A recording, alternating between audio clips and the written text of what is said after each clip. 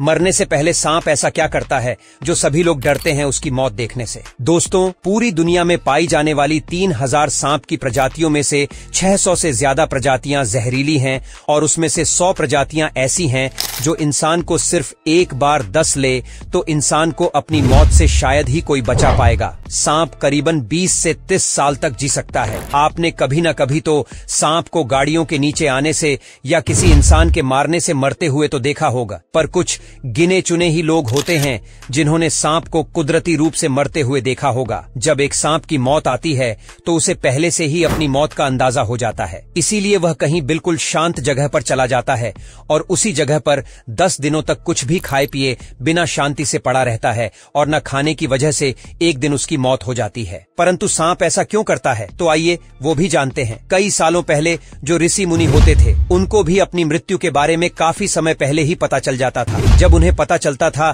कि अब शरीर छोड़ना पड़ेगा तो वह भी सांप की तरह ही एकांत स्थान पर जाकर ध्यान या समाधि में बैठ जाते थे और अपने शरीर का त्याग करते थे। सांप की तरह कई और जानवर भी ऐसे होते हैं जिनको अपनी मौत करीब आने के संकेत मिलने लगते हैं और वह भी इसी तरह अपनी मौत का इंतजार करते हैं। ये सभी जानवर प्रकृति के इतने करीब होते हैं कि प्रकृति के हर एक बदलाव को महसूस कर लेते हैं, जैसे कि भूकंप, गर्मी, बरसात, सुनामी वगैरह। और दूसरी तरफ हम इंसान हैं जो प्रकृति से इतने बिछड़ गए हैं कि प्रकृति का कोई भी इशारा हमें समझ नहीं आता। इस जिंदगी को हमने ऐशो आराम में इस तरह डूबा रखा है कि ना तो प्रकृति से हमारा कोई तालमेल है और न तो ध्यान, तप और मोक्ष की प्राप्ति का लक्ष्य। जो बात एक सांप जैसा जीव समझ सकता है कि इस शरीर का समय समाप्त होने वाला है और आराम से वह शरीर का त्याग कर देता है, वही बात आप और हम नहीं समझ पा रहे हैं। सोच के देखो, अगर आपको भी सांप की तरह पता चले कि आपका भी जीवन समाप्त होने वाला है